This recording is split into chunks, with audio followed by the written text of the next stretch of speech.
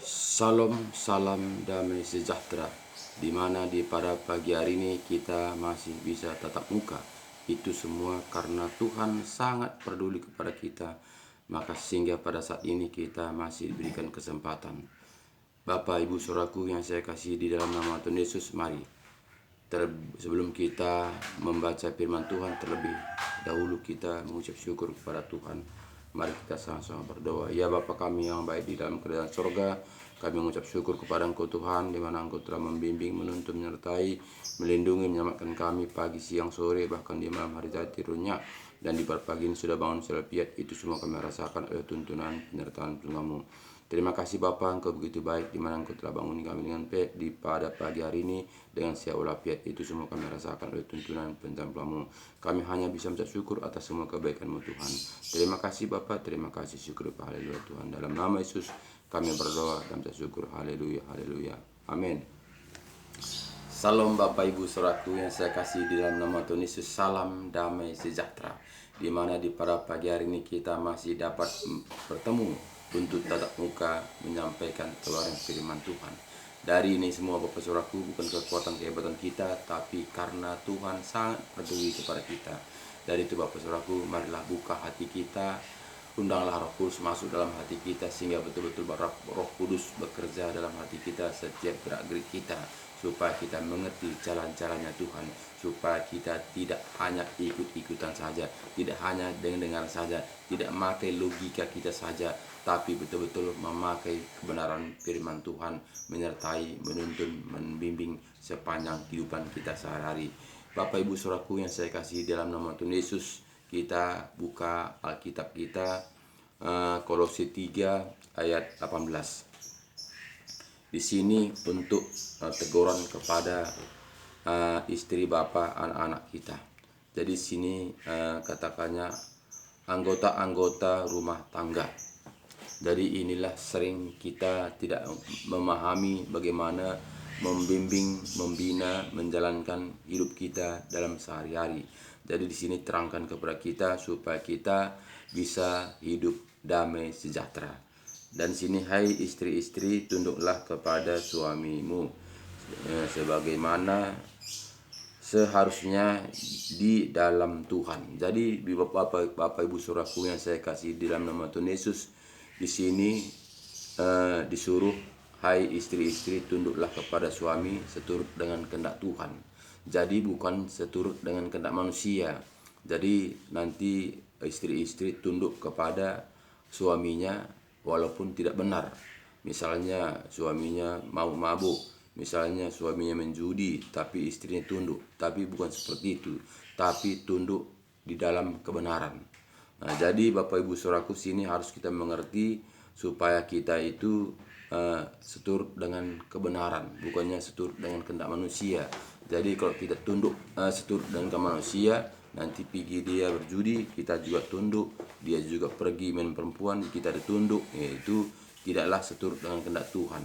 Jadi di sini katakannya tadi kepada kita, hai istri-istri, tunduklah kepada suamimu sebagaimana seharusnya di dalam Tuhan. Jadi di dalam Tuhan, bagaimana seharusnya di dalam Tuhan. Jadi yang dilakukan suami-suami itu di dalam Tuhan, itulah tunduklah istri melakukan apa yang diajarkannya seturut dengan kehendak Tuhan. Jadi sini juga katakannya, hai suami-suami, kasihilah istrimu dan janganlah berbuat kasar terhadap dia. Jadi sini juga harus saling menghargai, saling menopang, saling menguatkan satu dan lain. Jadi tidak bisa memenangkan diri sendiri. Jadi banyak saat ini juga suami menganggap dia tuan. Dia bisa memerintah segala sesuatunya, dia bisa mengatur segala sesuatunya, dia melakukan sesuai dengan kehendaknya sendiri. Jadi ada aturan, ada aturannya. Dari sini juga dikatakannya kepada suami, hai suami-suami, kasihilah istrimu dan janganlah berlaku kasar terhadap dia. Hai anak-anak, taatilah orang tuamu dalam segala hal, karena itulah yang indah di dalam Tuhan. Jadi semuanya itu kita diajarkannya sesuai dengan kehendak Tuhan, sesuai dengan firman Tuhan. Nah, jadi jika kita tidak kembali kepada firman Tuhan, kita tidak mengerti bagaimana sesuai dengan kehendak Tuhan. Sering kita mengajarkan anak-anak kita sesuai dengan kehendak kita, sesuai dengan akal kita, sesuai dengan pintaran kita. Jadi sini kita melihat, hai bapak-bapak, janganlah sakiti hati anak-anakmu, supaya jangan tawar hatinya. Jadi seringkali kita menyakiti anak-anak kita. Kita buat keras, bimbingan keras, sehingga anak-anak itu trauma melihat kita. Jadi bukannya kita mengasihi dia sehingga kita bersahabat dengan anak-anak kita, tapi kita memberi wibawa itu sehingga dia takut melihat kita. Jadi Bapak Ibu Saudaraku, di sini kita harus mengerti akan kebenaran firman Tuhan, sehingga sering bapak-bapak, ibu-ibu jadi pertanyaan, kenapa anakku ini begini. Jadi apa yang kita tanamkan itu akan tumbuh. Kadang kita tidak sadari apa yang kita lakukan, sehingga kita membuat seturut dengan kehendak kita. Jadi Bapak Ibu Saudaraku, firman Tuhan ini tidak salah. Dia menceritakan kepada kita bagaimana kita membimbing istri kita, bagaimana kita membimbing anak-anak kita. Jadi firman Tuhan ini tidak salah. Jadi jika kita melakukan seturut dengan kehendak Tuhan, tentu kita bisa mendapatkan damai sejahtera dalam keluarga kita. Jadi membimbing anak-anak tadi seturut dengan kehendak Tuhan.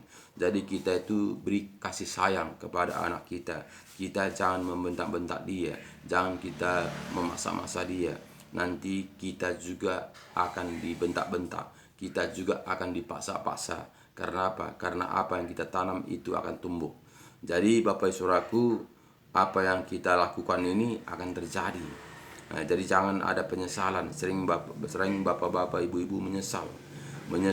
Kenapa? Karena anaknya terjadi hal-hal yang tidak diinginkannya. Kenapa? Karena itu yang diajarkannya, itu yang ditanamkannya kepada anak-anaknya. Karena anak-anak ini sama seperti kertas putih. Apa yang kita tulis itu akan kita lihat. Jadi Bapak Saudaraku, kita harus membenahinya seturut dengan firman Tuhan, supaya betul-betul anak-anak kita terarah. Jadi dia takut kepada Tuhan, bukan takut kepada kita. Jadi kita doakan, kita rangkul dia, kita berikan kasih sayang, supaya kita juga nanti akan diberikan kasih sayang kepada kita. Jadi banyak saat ini orang-orang tua jadi ada penyesalan. Kenapa anakku ini begini ya? Kenapa yang terjadi seperti ini ya? Padahal dari keturunan kami tidak ada seperti ini. Kenapa terjadi seperti ini? Ya karena kita salah mendidik. Karena kita itu membuat dia trauma, membuat dia takut. Jadi bukannya orang tuanya itu dianggap sahabatnya, tapi dianggap itu sebagai musuh. Sehingga dia trauma, ketakutan. Jadi jika kita datang, anak kita itu takut melihat kita. Apalagi nanti yang disampaikan pada saya, apalagi nanti perkataannya ini, apalagi yang direpetinya ini, apalagi dimarahinya ini. Jadi dia trauma melihat kita. Jadi lebih baik dia pergi keluar sana untuk mencari sahabatnya, sehingga dia salah bergaul, sehingga orang membumbui dia, sehingga dia akan